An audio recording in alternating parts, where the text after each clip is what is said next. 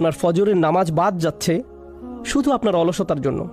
আপনার ক্রোধ এক ধরনের জাহালা, যখন আপনি আপনার পিতামাতার উপরে নিজের কণ্ঠকে উঁচু করেন। আপনার চোখের সামনে যখন কোনো খারাপ ছবি আসার পরেও আপনি টিভির চ্যানেল পাল্টাতে পারেন না, বুঝে নেবেন সেটাই জাহালা। আল্লাহ তাআলা বলেন, বান্দা যখন নফসের প্রতারণার শিকার হয়ে খারাপ কাজ করে ফেলে, তারপর নিজের মনে ওই কৃতকর্মের জন্য অনুশোচনা জাগে, সুম্মা ইয়াতুবুনা মিন করিব। প্রসঙ্গক্রমে এখানে লক্ষণীয় বিষয় হলো সু শব্দটি এক বচন, সুম্মা ইয়াতুবুনা মিন করিব এটি বহু বচন না। পাপ কাজটি করার সাথে সাথেই তারা আল্লাহর দিকে ফিরে আসে। পাপে জড়িয়ে পড়লে নিজেকেই আপনার নোংরা মনে হয়, নিজের প্রতি বীতশ্রদ্ধ হয়ে পড়েন, ক্রোধে ফেটে পড়েন, অথবা কখনো কখনো আশাহত হয়ে বলে ফেলেন, আমার সব আশা শেষ হয়ে গেল, আল্লাহর কাছে ফিরে গিয়ে কী লাভ? কিংবা ভাবেন, এখন আর তওবা করে কী লাভ হবে, এখন তো আল্লাহর সাথে কথা বলার কোনো অবস্থাই নেই আমার। খুবই বিব্রতকর অবস্থা। আল্লাহ বলছেন, এটা তওবা না। সত্যিকারের তওবা হলো যখন আপনি সিদ্ধান্ত নিয়েছেন আপনি আল্লাহর বিধান সজ্ঞানে আর লঙ্ঘন করবেন না, অথবা প্রকাশ্যে বা আপনার লাইফস্টাইল হিসেবে আর আপনি পাপ কাজে জড়াবেন না। তাই বলে আপনি তো ফেরেশতা না। মানুষের ভুল হতেই পারে, আবার ভুল হলে সাথে সাথে আপনি আল্লাহর কাছে বিনম্র চিত্তে ফিরে আসুন, আল্লাহর কাছে ফিরে আসুন। সুম্মা ইয়াতুবুনা মিন করিব। তারপর আল্লাহ বলেন, ফাউলাইকা ইয়াতুবুল্লাহু আলাইহিম, এবং তখন আল্লাহ আপনার দিকে ফিরে আসবেন এবং আপনার তওবা কবুল করবেন। আমার ও আপনার জন্য কথাটা অত্যন্ত গুরুত্বপূর্ণ।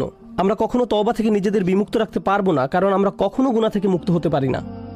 প্রতিদিন আপনার জীবনে এমন কিছু ঘটবে যার জন্য আপনি অনুতপ্ত হবেন। মনে রাখবেন, সত্যিকার মুমিন তারাই যারা তাদের ভুলগুলো বুঝতে পারে। পাপ থেকে সর্বতরূপে বেঁচে থাকা অসম্ভব, কারণ খারাপ কিছু আমাদের সাথে যে কোনো সময় হতে পারে। কিন্তু যখন মুমিনদের জীবনে খারাপ কিছু ঘটবে, খারাপ কিছু করে ফেলবে, সময়ক্ষেপণ না করে আল্লাহর দিকে ফিরে আসবে। আর আল্লাহ তাআলা আপনার তওবা কবুল করা তো নিজের উপর অপরিহার্য করে নিয়েছেন।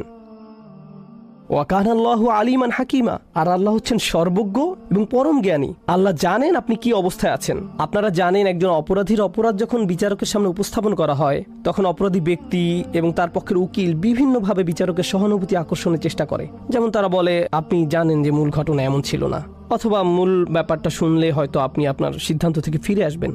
কিন্তু আল্লাহ তাআলা আপনার সব কিছু জানেন, তিনি আলিম। আপনি আল্লাহ তাআলার চেয়ে উত্তম কৌশলী হতে পারবেন না, এবং তিনি জানেন আপনার অপরাধ ক্ষমার যোগ্য কি না। ওয়া কানা আল্লাহু আলিমান হাকিমা। আল্লাহ হচ্ছেন সর্বজ্ঞ, পরম জ্ঞানী। তাই আমি আল্লাহ তাআলার কাছে দোয়া করি, এই রমজানে তওবা করাটা যেন আমাদের অভ্যাসে পরিণত হয়। তওবা যেন আমরা নিয়মিতভাবে, সচেতনভাবে এবং সজ্ঞানে করি। মসজিদে সবাই যখন দোয়া করে আপনি তখনই শুধু তওবা করেন এমন না। গাড়ি চালানোর সময় তওবা করবেন, গাড়ি চালানোর সময় তওবা করবেন, কারণ আপনি এমন কিছু দেখছেন যা আপনার দেখা উচিত না। আপনার কান দিয়ে এমন কিছু শ্রবণ করছেন যা আপনার শোনা উচিত হয়নি, অথবা এমন কোনো আড্ডার মাঝে আপনি উপস্থিত ছিলেন যেখানে যাওয়া আপনার উচিত হয়নি। হয়তো আপনি নিজের অজান্তেই ওই আসরে আপনার ভাই, আপনার বোন, পিতা বা আপনার কোনো বন্ধুকে নিয়ে গীবতে জড়িয়ে পড়লেন। আপনি এমন ব্যক্তি না যে স্বীকার করে না যে ওটা আসলে গীবত ছিল। আপনি ওই রকম ব্যক্তি যে নিজের ভুল ধরতে পারেন আর বলেন ওইটা আসলে গীবত ছিল। আপনি নিজেকে চেক করেন আর তওবা করেন। সাথে সাথে আমি আল্লাহর কাছে দোয়া করি, আল্লাহ তাআলা যেন আমাদের বেশি বেশি তাওবা করার তৌফিক দান করেন এই মাসে, এবং আমাদের সকল তাওবা যেন কবুল করেন। বারাকাল্লাহু লি ওয়া লাকুম।